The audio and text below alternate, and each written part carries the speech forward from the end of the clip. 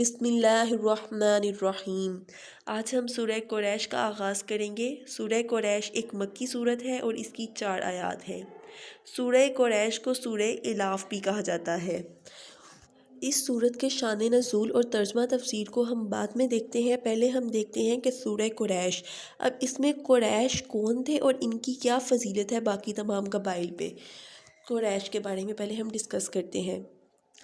قریش جو ہے نا ایک بزرگ تھے جو کہ نبی کریم صلی اللہ علیہ وسلم کے سلسلہ نسب میں 12ویں نمبر پر نا ایک بزرگ تھے جن کا نام تھا نضر بن کنانہ۔ ان کی جو اولاد تھی نا ان کو ہم قریش کہتے ہیں۔ اب جو قریش تھی ان کے آگے بہت سے قبائل اور بہت سی شاہیں ہیں۔ ان کے مختلف قبائل میں سے نا ایک قبائل جو تھا نا وہ حضور صلی اللہ علیہ وسلم کے جد امجد ہاشم ان میں سے تھے، ٹھیک ہے، مطلب ایک جو ان کی شاہ ہے ان شاہ میں سے نبی کریم صلی اللہ علیہ وسلم ہے۔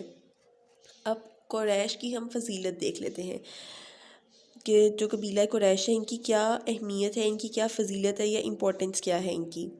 نبی کریم صلی اللہ علیہ وسلم نے فرمایا تھا کہ اللہ تعالیٰ نے قریش کو 7 چیزوں کے ساتھ باقی تمام قبائل پر فضیلت دی ہے۔ اب ہم دیکھتے ہیں وہ کون سی 7 چیزیں ہیں۔ ایک تو یہ چیز کہ نبی کریم صلی اللہ علیہ وسلم اس قبیلے میں سے ہیں، ایک امپورٹنس یہ ہو گئی۔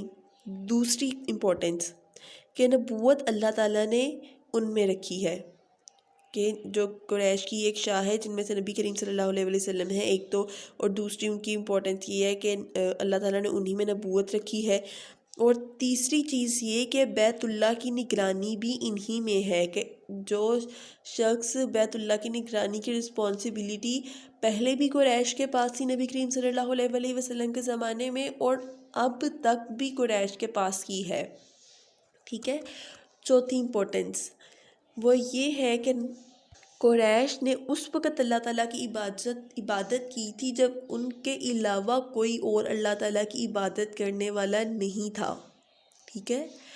پانچویں امپورٹنس اس کی کیا ہے؟ پانچویں امپورٹنس یہ ہے کہ اللہ تعالیٰ نے قرآن کریم میں ایک سورت کی ان کے نام پہ رکھ دی ہے، جیسے سورہ قریش ان کے نام پر ہی اللہ تعالیٰ نے رکھ دی ہے۔ اگلی امپورٹنس کیا ہے کہ اللہ تعالیٰ نے قریش کی مدد فرمائی تھی ہاتھیوں کے لشکر کے مقابلے میں، ٹھیک ہے۔ یہ ہاتھیوں کے لشکر کے مقابلے میں جو اللہ تعالیٰ نے مدد فرمائی تھی نا قریش کی، اس کا سارا واقعہ ہم دیکھیں گے سورہ فیل میں۔ یہ ہم اس سورت کے بعد جو ہم سورہ شروع کریں گے اس میں ہم اس کا واقعہ سارا ڈسکس کریں گے، اس لیے میں یہاں پہ نہیں بتاؤں گی۔ اور ایک اور جو اس قبیلہ قریش کی امپورٹنس ہے وہ یہ کہ انہی میں زمزم کا بھی نسب ہے۔ اب ہم نے دیکھ لیا کہ قریش کون تھے اور ان کی فضیلت کیا ہے، ٹھیک ہے۔ اب ہم چلتے ہیں سورہ قریش کے شان نزول کے بارے میں دیکھتے ہیں۔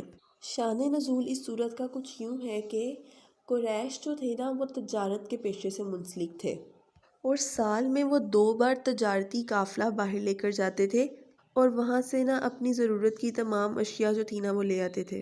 سردیوں میں وہ تجارت کے لیے یمن کا رخ کرتے تھے جو کہ ایک گرم علاقہ تھا، اور گرمیوں میں وہ شام کی طرف جاتے تھے جو کہ ایک ٹھنڈا علاقہ تھا۔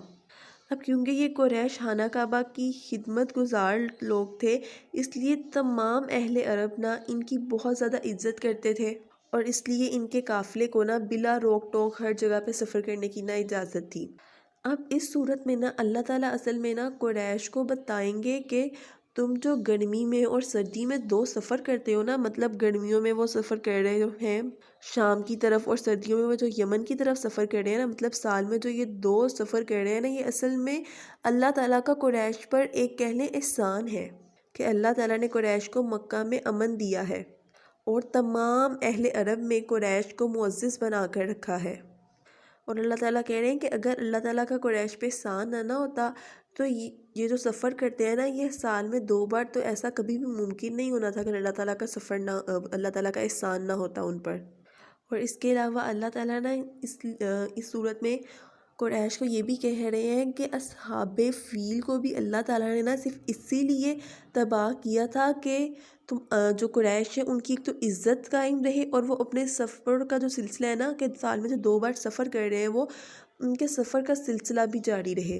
اب جو اصحاب فیل ہے نا، ان کا سارا واقعہ ہم دیکھیں گے اگلی سورہ میں، اس لیے میں یہاں پہ اصحاب فیل کا جسٹ ورڈ یوز کروں گی اور اس کا باقی قصہ ہم بعد میں دیکھیں گے۔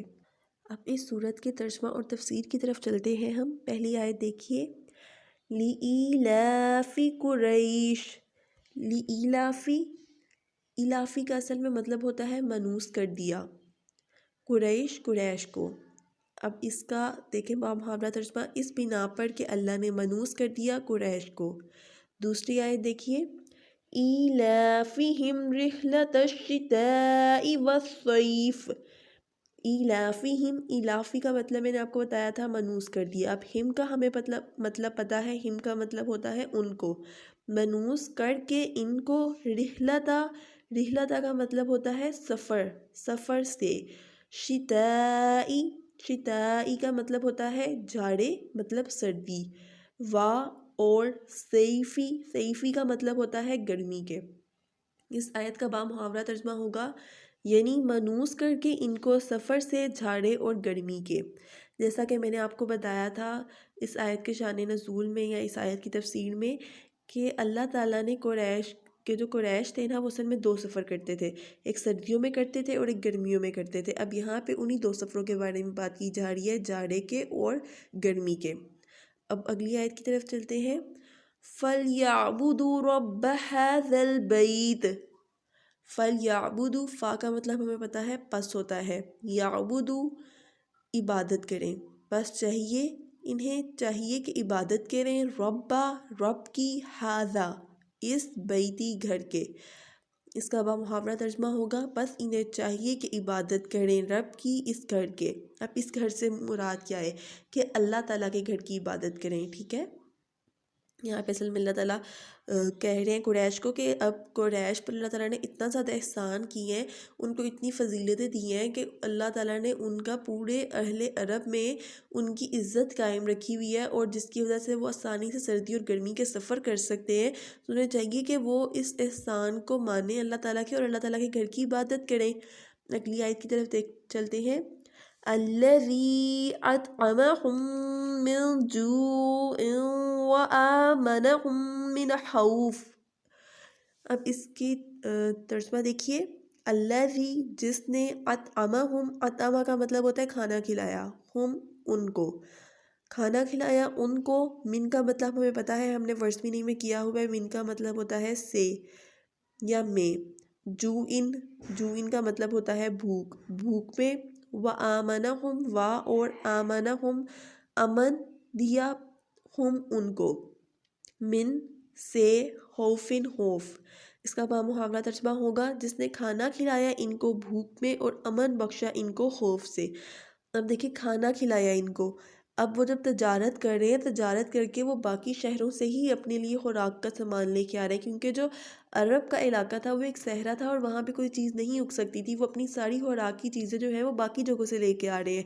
تو یہاں پہ اللہ تعالیٰ وہی کہہ رہے ہیں کہ جس نے کھانا کھلایا ان کو بھوک میں اور امن بخشا ان کو خوف میں، کہ اب یہ لوگ جب ہیں، قریش کا قبیلہ عرب میں ہے، تو باقی سارے جو قبائل ہیں وہ ان کی بہت عزت کرتے ہیں، تو اس لیے ان کو خوف و ہراس نہیں ہوتا باقیوں سے۔ تو یہاں پہ اصل میں اللہ تعالیٰ اس بات کی طرف اشارہ کریں، امن بخشا ان کو خوف میں۔ یہ آیت سورت ہماری یہاں پہ مکمل ہوئی، جزاک اللہ۔